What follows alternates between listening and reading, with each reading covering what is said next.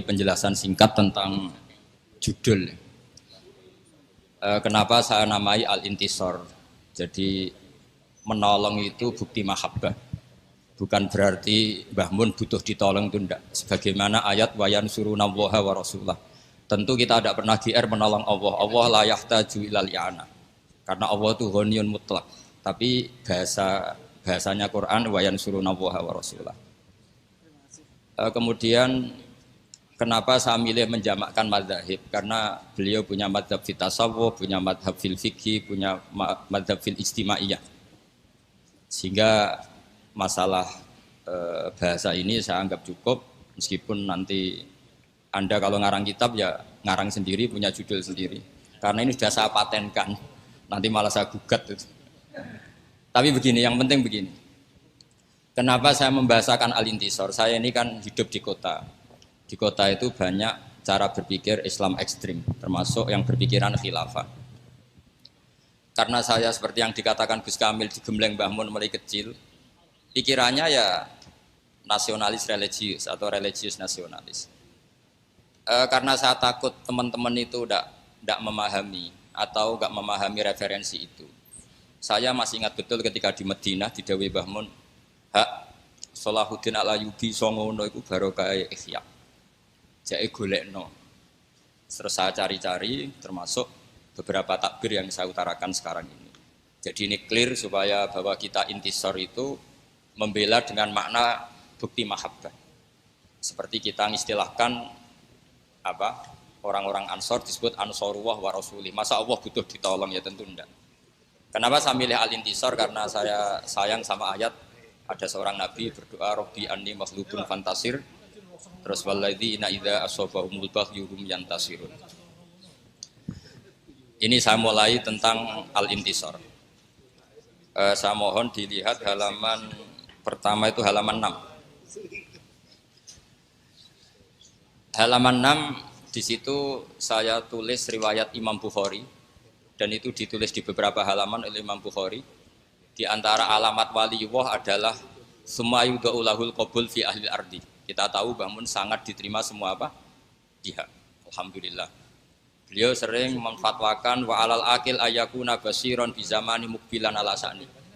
Ini karena banyak alumni yang sudah sibuk kerja, saya yakin nggak tahu referensinya. Makanya tak bantu. Itu ada di kitab At-Targhib wa Tarhib. Nggak usah terima kasih, biasa saja. Nanti setelah tahu tentang saya juga nggak apa-apa. Sama-sama orang alim, biasa saja, enggak apa-apa. Terus kemudian kenapa Mbah Mun baik kepada siapa saja? Ini ada di kitab Ihya, ada kalimat Rasul Akli Ba'daddin atawaddud ilan nas wastinaul ma'ruf ila kulli barin wa fajirin. Jadi Anda jangan mendikte Mbah Mun harus baik sama si A tertentu yang kamu anggap soleh, karena kaidah beliau wastinaul ma'ruf ila kulli barin wa fajirin. Kalau istilah Ali Roki Rasul Akli Ba'dal iman atawaddud ilan nas wastinaul ma'ruf ila kulli barin wa fajirin. Terus kita tahu hampir semua santri mungkin GR ya, sangat dekat dengan Mbah Mun. Dan itu sah saja karena Mbah Mun niru Rasulullah SAW, yu'ti kulla julasaihi nasibahu, la yahsibu jalisuhu anna ahadan akrama alaihi minhu. Kalau kiroahnya Asim bacanya la yahsabu, karena memang kiroah kita ayah sabu, tapi sebagian kiroah ayah sibu. Ya sudah, semua orang kalau dekat Mbah Mun merasa paling dekat, dan itu sah saja. Tapi yang dekat betul ya Gus Anam, sampai jadi mantu. Jadi yang lain GR saja, yang fakta ya Gus Anam. Sampai itu ya dapat ilmunya, dapat putrinya. Cuma kita bisa menyaingi beliau lewat ridho mek kodok kodar, itu ya iman yang luar biasa. Jadi beliau menjadi hebat karena ada jadi mantu, kita menjadi hebat mergo ridho mek kodok kodar. Sekali sampean hasud neraka. Nah terus Mbah Mun itu juga Habib Lutfi. Sering ada pertanyaan ke saya, kenapa Mbah Mun kalau diaturi pejabat langsung hadir, kalau diaturi alumni kadang susah. Nah itu saya terjemahkan di sini. Akta Rasulullah kauman wa mana akhirin. Faka'annahum atabu alai. Faqal inni uti kauman akhafu hala'ahum wa jazahum wa akilu kauman ila ma ja'alallah fi qulubihim minal khairi wal hina. Jadi karena mahabbahnya santri sudah permanen, maka Mbah Mun tidak perlu servis. Itu seperti yang dilakukan Rasulullah pada sahabat Ansor. Jelas ya. Jadi ini saya baca sekilas-sekilas saja.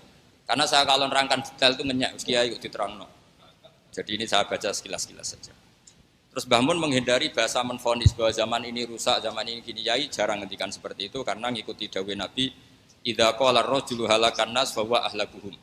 Qala Abu Ishaq la adri ahlakahum bin nasbi au ahlakuhum birrafi. Jadi yai jarang komentari zaman ini. Terus komitmen beliau komitmen beliau terhadap madzhab ahli sunnah wal jamaah. Beliau dari awal di Muqaddimah al-ulama al-mujaddidun ngendikan al jihad wajibun alaikum ma'akuli amirin baron kana ufajiron sampai saat terusnya wa in amilal kabair. Jika kalau beliau berkongsi dengan siapapun termasuk waliul amri itu dari awal memang riwayatnya itu ya baron kana ufajiron. Jadi Anda jangan menuntut pilah-pilah riwayatnya baron kana ufajiron kok Anda nuntut pilah-pilah. Jadi kalau Anda milah-milah berarti tidak baca hadis ini. Kalau tidak baca berarti sampai tidak alumni. Ini karangannya kiainya aja tidak baca. Apalagi karangan selain kiainya. Nah terus ini yang paling pokok halaman 11. Ini yang diceritakan Gus Kamil tadi. Ini sudah 25 menit, tinggal 5 menit ini. Enggak, tapi rasanya 25 menit. Kemudian yang nomor 11. Kenapa beliau berkoalisi dengan pemerintah bahkan sangat ingin putranya maupun santrinya jadi pejabat. Saya masih ingat dulu ketika kiai-kiai belum dekat pejabat, kalau ada teroris atau apa di antara yang diintel itu pesantren. Tapi barokahnya kiai-kiai mau berkawan dengan pejabat. Sekarang kalau ada teroris tidak pernah lagi dicari-cari di apa? Pesantren karena kiai-kiai enggak diragukan loyalitasnya sama NKRI. Apalagi terbukti mau jabat. Maka di sini dikatakan Imam Ghazali wa amal izzu wal jah fa biyat faul insan an nafsi adzulla wa dhaima wa la yastaghni anhu muslimun. Jadi orang harus punya pangkat atau bermitaan sama orang yang punya pangkat supaya keagamaannya tidak terganggu. Gampangannya ya masa orang fasik kadang punya backing aparat, tentu oknum, masa yang orang soleh tidak punya backing apa? Pejabat.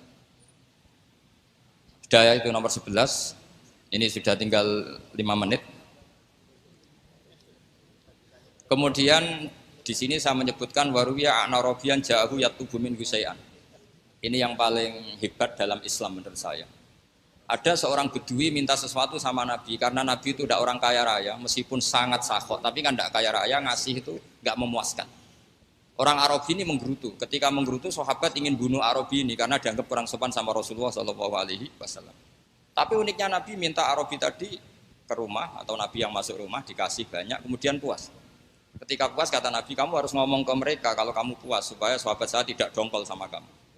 Oke ya Rasulullah, saya bilang ke mereka. Ketika bilang ke mereka kata Nabi, ibarat saya ngerawat umat itu kayak seorang yang punya unta ngerawat unta yang sedang liar. Kalau dibantu orang lain malah liar. Kiai juga gitu. Kiai itu paling sabar ngerumat umat. Kalau orang lain yang tidak kiai ngerumat umat itu tambah kacau. Latihan tobat dianggap kafir, latihan sholat dianggap rasah. Latihan ngaji ora paham pogo kitab, soalnya cangkem elek terus. Tapi barokahnya kiai-kiai telaten itu unta yang liar saja menjadi terken. Artinya semua kiai tentu pilihannya sabar. Terus gugatan-gugatan beberapa orang di kota, ya sebagian itu mesti menyoal kiai-kiai pesantren itu nggak tegas pada kemungkaran, nggak tegas pada fenomena kemaksiatan. Nah, itu takbirnya kenapa seperti itu? Bisa dilihat di halaman berapa itu? 19. Ini juga takbir dari Ihya, memang saya perbanyak dari Ihya. Selain kitab itu gampang juga yang sering dibaca sama beliau zaman kita tahu semua lah. Beliau sangat sering membaca kitab apa? Ihya. Jadi tidak semua sahabat, saya baca ya. Wassahabatu makanu yahjuruna bil kulliyah bal kanu munqasimina fihim ilaman yakhridul qawla alaihi wa yuzirul bukhdala wa ilaman yuridu anhu wa la yata'aradullah wa ilaman yang zuri ilaihi bi ainir rahmah wa la yu'athirul muqata'ah wa taba'ud. Jadi tidak semua sahabat ketika melihat kemungkaran tegas. Ada yang melihat sahibul mungkar tadi atau murtakibul mungkar tadi dengan ainir rahmah, tapi tentu dengan cita-cita ingin membenahi. Dan Mbah Mun sering masyhur kan, beliau sering dalil laisa laka minal amri syai'un aw yatuba alaihim aw yu'adzibahum fa innahum dzalimun. Karena manusia itu sesuatu yang tidak permanen. Yang sekarang soleh bisa suatu saat fasik, yang sekarang fasik bisa suatu saat soleh. Sehingga pilihan tegas itu nggak pas. Yang ditegasi aja nggak konsisten kok kita tegas. Itu pilihan Mbah Mun. Nah kemudian pilihan ini kita sahkan, maksudnya kita sahkan secara argumentasi kita bela, karena ada riwayat hadis tadi ada seorang soleh, sodako malah dikasihkan zaniyah. Jadi gunjingan kan, tapi beliau terhentikan alhamdulillah ala kulli hal, alhamdulillah ala sarikin wa ala zaniyatin dan seterusnya. Ketika ditanya, kenapa kamu mengasih zaniyah? Semoga orang zina itu kan nyari uang, ya sudah tak kasih uang biar gak zina. Begitu juga maling, sampai jadi copet karena nyari uang, sudah tak kasih uang tapi tidak bisa nyopet. Andaikan yang seperti itu tidak orang soleh, pasti ngasih seperti itu ya pesen servisnya kan. Makanya ukurannya itu soleh dulu. Ukurannya itu apa? Soleh dulu. Jadi kalau sudah soleh melakukan apa saja insya Allah terukur. Termasuk misalnya terpaksa muamalah ma'al fusak.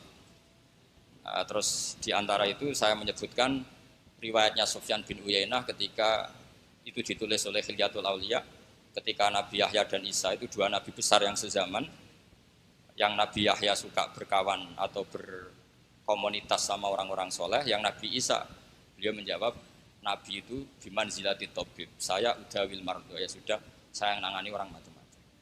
Artinya begini, menurut saya Mbah Mun itu jami'un lil kulli. Kalau kancanan orang soleh ya berarti ala manhaji Nabi Yahya. Kalau bina orang-orang macam-macam ala manhaji Nabi Isa. Jadi ini makalah gak perlu dijelaskan, saya mohon dibaca khatam. Kalau nggak setuju dengan saya harus setuju sama Ihya. Jadi nggak penting saya itu takbirnya ada halamannya. Mungkin mudah dicari. Kitab saya Darul Kutub Al-Ilmiyah harus dicari. Semoga kitab Ihya ada di rumah Anda, tidak terjual atau tidak dikerdusi di atas. Jadi mohon dicari sendiri. Ya, saya kira demikian. Assalamualaikum warahmatullahi wabarakatuh.